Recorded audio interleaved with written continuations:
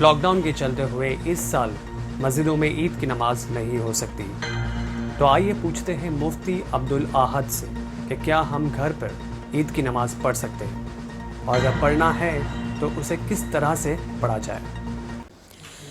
الحمدللہ رب العالمین والصلاة والسلام علی سید المرسلین وعلی آلہ واصحابہ اجمعین۔ اس وقت لاک ڈاؤن کا زمانہ ہے، اور شاید ہم لوگوں کی زندگی میں پہلا موقع ایسا ہوگا کہ مسجد میں یا عیدگاہ میں آ کر ہم لوگ نماز ادا نہیں کر پائیں گے۔ ایسے موقع پر شریعت ہمارے لیے کیا حکم دیتی ہے اور ہمیں کیا کرنا چاہیے؟ شریعت نے ہمارے لیے رہنمائی کیا رکھی؟ امام ابو حنیفہ رحمۃ اللہ علیہ کے یہاں عید کی نماز واجب ہے، اور عید کی نماز ادا کرنے کے لیے کم از کم امام کے علاوہ 3 بالغ مردوں کا ہونا ضروری ہے۔ تو جہاں امام اور اس کے علاوہ 3 بالغ مرد ہو تو وہاں وہ لوگ مسجد میں بھی نماز ادا کر سکتے ہیں، اور اگر اپنے گھر کی بالکنی ہے یا گھر کا روم ہے وہاں بھی عید کی نماز ادا کر سکتے ہیں۔ عید کی نماز ادا کرنے کا جو طریقہ ہے وہ یہ کہ سب سے پہلے امام نماز سے پہلے نیت کرنا ضروری ہے۔ امام امامت کی نیت کرے گا اور مقتدی امام کے پیچھے نماز ادا کرنے کی نیت کریں گے۔ عید کی نماز میں پوری 2 رکعت کے اندر 6 زائد تکبیریں ہیں۔ پہلی رکعت کے اندر امام جب پہلی تکبیر کہے گا تو اس تکبیر کا کہنا فرض ہے، یہ تکبیر تحریمہ ہے جس سے نماز شروع ہوتی ہے، اس تکبیر کا کہنا فرض ہے۔ اس کے بعد امام ثنا پڑھے، ثنا پڑھنے کے بعد پھر تکبیر کہے گا تو ہاتھوں کو کانوں تک اٹھانا اور پھر چھوڑ دینا ہے، پھر دوسری تکبیر کہے پھر ہاتھوں کو کانوں تک اٹھانا اور پھر چھوڑ دینا ہے، پھر جو تیسری تکبیر کہے گا کہ ہاتھوں کو کانوں تک اٹھانا ہے اور پھر ناف کے نیچے باندھ لینا ہے۔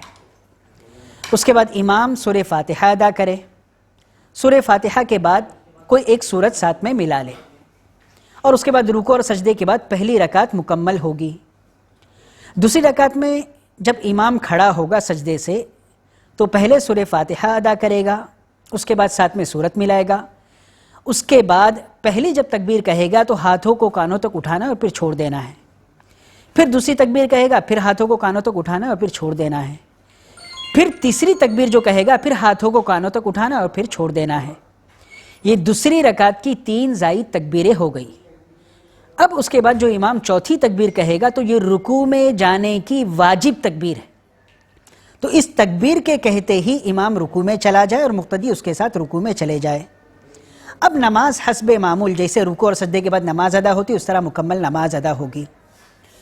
نماز کے بعد خطبہ دینا سنت ہے، تو امام جہاں مسجد میں نماز ادا ہو رہی جہاں ممبر موجود ہے تو امام ممبر پہ یعنی خطبہ دے گا، جہاں ممبر موجود نہیں ہے تو امام کھڑا ہو کر کتاب میں دیکھ کر یا کاغذ میں دیکھ کر یا موبائل میں دیکھ کر خطبہ پڑھ سکتا ہے، اس کی گنجائش ہے۔ خطبے کے دوران جو امام بیٹھتا ہے 2 خطبوں کے درمیان، تو درمیان میں جو بیٹھے گا وہ کرسی پر بیٹھ سکتا ہے، اگر جہاں ممبر موجود نہیں تو وہ کرسی پر بیٹھ جائے، کوئی مسئلہ نہیں۔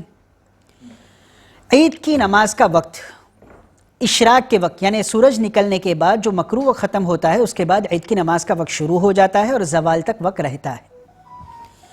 اگر گھر میں عورتیں عید کی نماز ادا کرنا چاہیں تو وہ امام کے پیچھے عید کی نماز عورتیں بھی ادا کر سکتی ہے۔ امام اگر ان کا محرم ہے تو اس صورت میں پردے کی کوئی ضرورت نہیں ہے، لیکن اگر امام نامحرم ہے تو اس صورت میں بہتر یہ ہے کہ عورتوں کے لیے ایک الگ سے پردہ لگا دیا جائے تاکہ بے پردگی نہ ہو۔ عید کی نماز ادا کرنے کے لیے جیسے کہ ہم نے آپ کو بتایا کہ کم از کم امام کے علاوہ 3 بالغ مردوں کا ہونا ضروری ہے۔ اگر 3 بالغ مرد نہیں ہوں گے تو وہاں عید کی نماز ادا نہیں ہو سکتی۔ ایسی صورت میں عید کی نماز کا کوئی بدل نہیں ہے۔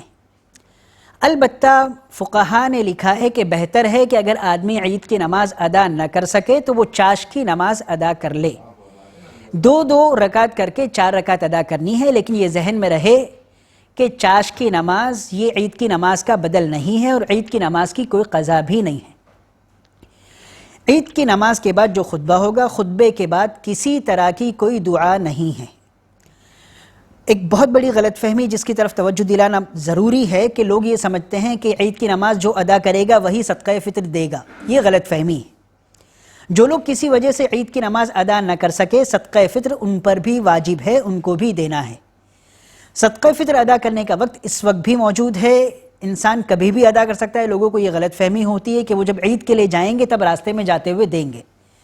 تو چونکہ اس وقت تو عید کے لیے کہیں جانا نہیں، گھر میں ادا ہوگی، تو اس وجہ سے اس غلط فہمی کو ہم دور کر لیں کہ صدقہ فطر ہم کبھی بھی ادا کر سکتے ہیں، اس کی گنجائش موجود ہے۔